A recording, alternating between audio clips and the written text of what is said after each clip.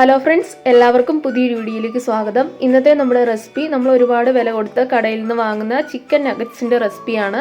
ഇത് നമുക്ക് സിമ്പിളായിട്ട് തന്നെ വീട്ടിൽ തയ്യാറാക്കിയെടുക്കാം. എല്ലാവർക്കും തയ്യാറാക്കിയെടുക്കാൻ പറ്റുന്ന ഒരു റെസിപ്പിയാണ്. അപ്പോൾ നമുക്കിത് എങ്ങനെയാണ് തയ്യാറാക്കുന്നതെന്ന് നോക്കാം.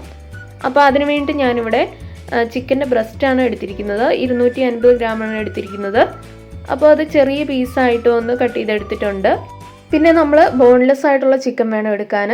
ചിക്കൻ ബോൺ എടുക്കരുത്. പിന്നെ ഇതിലേക്ക് 1 ടീസ്പൂൺ ഇഞ്ചി വെളുത്തുള്ളി പേസ്റ്റ്, 1 ടീസ്പൂൺ മുളക് പൊടിയാണ് ചേർത്ത് കൊടുക്കുന്നത്. ഇത് എരിവില്ലാത്ത മുളക് പൊടിയാണ്. പിന്നെ 1 ടീസ്പൂൺ കുരുമുളക് പൊടി ചേർത്ത് കൊടുക്കാം. പിന്നെ 1 ടീസ്പൂൺ സോയാ സോസാണ് ചേർക്കുന്നത്. ഈ സോസൊക്കെ നിങ്ങളുടെ കയ്യിൽ ഇല്ലയെന്നുണ്ടെങ്കിൽ നിങ്ങൾക്ക് സ്കിപ്പ് ചെയ്യാവുന്നതാണ്. പിന്നെ 1 ടീസ്പൂൺ ടൊമാറ്റോ സോസ്, പിന്നെ 1 ടീസ്പൂൺ ഉപ്പ്, ഇതെല്ലാം കൂടെ ചേർത്തിട്ട് കൈ കൊണ്ട് ഇതുപോലെ നന്നായിട്ടൊന്ന് മിക്സ് ചെയ്തെടുക്കാം. അപ്പോൾ ഞാനിതൊന്ന് മിക്സ് ചെയ്തെടുത്തിട്ടുണ്ട്. പിന്നെ നമുക്കിനി വേണ്ടത് ബ്രെഡ് ക്രംസ് ആണ്. അപ്പോൾ ഞാനിവിടെ കടയിൽ നിന്ന് വാങ്ങുന്ന ബ്രെഡ് ക്രംസ് ആണ് എടുത്തിരിക്കുന്നത്. നിങ്ങൾക്ക് സാധാ ബ്രെഡ് ജസ്റ്റ് ഒന്ന് പാനിലിട്ടൊന്ന് ചൂടാക്കിയിട്ട് അതിൻ്റെ സൈഡൊക്കെ ഒന്ന് കട്ട് ചെയ്തിട്ട് മിക്സിയുടെ ജാറിലിട്ടിട്ടൊന്ന് പൊടിച്ചെടുത്താൽ മതി. ഇതും കൂടി നമുക്ക് ഇതിലേക്ക് ഇട്ടിട്ട് ജസ്റ്റ് ഒന്ന് മിക്സ് ചെയ്തെടുക്കാം. ഇനി നമുക്കൊന്ന് മിക്സിയുടെ ജാറിലിട്ടിട്ട് ഇതുപോലെ ഒന്ന് അരച്ചെടുക്കണം. അപ്പോൾ നമ്മൾ അരച്ചെടുക്കുന്ന സമയത്ത് ഒരുപാട് പേസ്റ്റ് പോലെ അരയേണ്ട കാര്യമൊന്നുമില്ല. ചെറിയ തരി പോലെ കിടന്നാലും കുഴപ്പമൊന്നുമില്ല. അപ്പോൾ ഞാനിതിൽ 2 പ്രാവശ്യമായിട്ട് മുഴുവനും ഒന്ന് അരച്ചെടുത്തിട്ടുണ്ട്. ഇനി നമുക്കിത് ചപ്പാത്തിയുടെ മാവൊക്കെ കുഴയ്ക്കുന്ന പോലെ കൈ കൊണ്ട് ജസ്റ്റ് ഒന്ന് കുഴച്ചെടുക്കാം. ഞാനിതിവിടെ ഒന്ന് കുഴച്ചെടുത്തിട്ടുണ്ട്. ഇനി നമുക്കിതൊന്ന് ഷേപ്പ് ചെയ്തെടുക്കണം. അപ്പോൾ അതിന് വേണ്ടിയിട്ട് ഞാനിവിടെ ജസ്റ്റ് ഒരു പാത്രത്തിൽ ഇതുപോലെ കുറച്ച് ഓയിലൊന്ന് സ്പ്രെഡ് ചെയ്ത് കൊടുത്തിട്ട് അതിലേക്കിട്ട് കൈകൊണ്ട് ഇതുപോലെ ജസ്റ്റ് ഒന്ന് പരത്തി കൊടുക്കുന്നുണ്ട്. നിങ്ങൾക്ക് കട്ടിംഗ് ബോർഡിൽ ഇതുപോലെ ഒന്ന് പരത്തി കൊടുത്തിട്ട് ഒന്ന് കട്ട് ചെയ്തെടുത്താൽ മതി. അപ്പോൾ ഇതുപോലെ ചെയ്യുവാണെങ്കിൽ കുറച്ചുകൂടി ഈസിയാണ്. ഇനി നമുക്കിതുപോലെ ഒന്ന് കമത്തിയിട്ട് കൊടുത്തിട്ട് ഇതുപോലെ ഒന്ന് കട്ട് ചെയ്തെടുക്കാം. നിങ്ങൾക്ക് ഇഷ്ടമുള്ള രീതിയിലൊന്ന് കട്ട് ചെയ്തെടുത്താൽ മതി. അപ്പോൾ ഇതുപോലെ സിമ്പിളായിട്ട് നമുക്കിതുപോലെ ഒന്ന് പരത്തി ഒന്ന് കട്ട് ചെയ്തെടുക്കണം.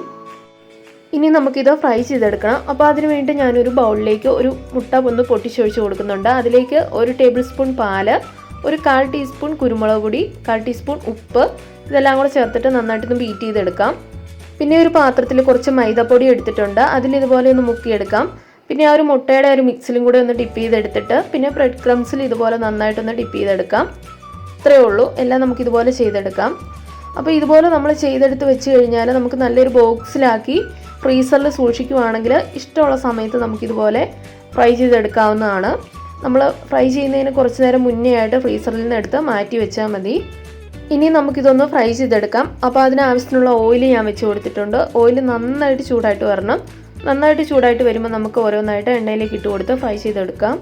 ഇട്ട് കൊടുത്തു കഴിഞ്ഞാൽ അപ്പോൾ തന്നെ നമ്മൾ മറിച്ചിടരുത്. കുറച്ച് ഒരു വശം നായി വന്ന ശേഷം മറിച്ചിടാവുള്ളൂ. പിന്നെ നമ്മൾക്കൊരു മീഡിയം ഫ്ലെയിമിൽ വെച്ചിട്ട് വേണം ഇത് ഫ്രൈ ചെയ്തെടുക്കാൻ. ഇല്ലെങ്കിൽ ഇതിൻ്റെ ഉള്ളിൽ വേവാതെ വരും. പിന്നെ ഒരു വശം ഇതുപോലെ ഒന്ന് ആയി വന്നു കഴിയുമ്പോൾ നമുക്കിതുപോലെ ഒന്ന് മറിച്ചിട്ട് കൊടുക്കാം. അങ്ങനെ 2 വശം ഒന്ന് ഫ്രൈ ആയിട്ട് വന്നു കഴിയുമ്പോൾ നമുക്കിത് എണ്ണയിൽ നിന്ന് കോരിയെടുക്കാം. അപ്പോൾ ഇത്രയേ ഉള്ളൂ. വളരെ സിമ്പിളാണ്. വളരെ സിമ്പിളായിട്ട് നമുക്ക് വീട്ടിൽ തയ്യാറാക്കി എടുക്കാൻ പറ്റുന്ന ചിക്കൻ നഗറ്റ്സിൻ്റെ റെസിപ്പിയാണ്. അപ്പോൾ നിങ്ങൾക്ക് ഈ വീഡിയോ ഇഷ്ടമായിട്ടുണ്ടെങ്കിൽ ലൈക്ക് ചെയ്യാൻ മറക്കണ്ട. അപ്പോൾ അടുത്തൊരു റെസിപ്പിയുമായിട്ട് വീണ്ടും കാണാം. Thanks for watching. Bye bye.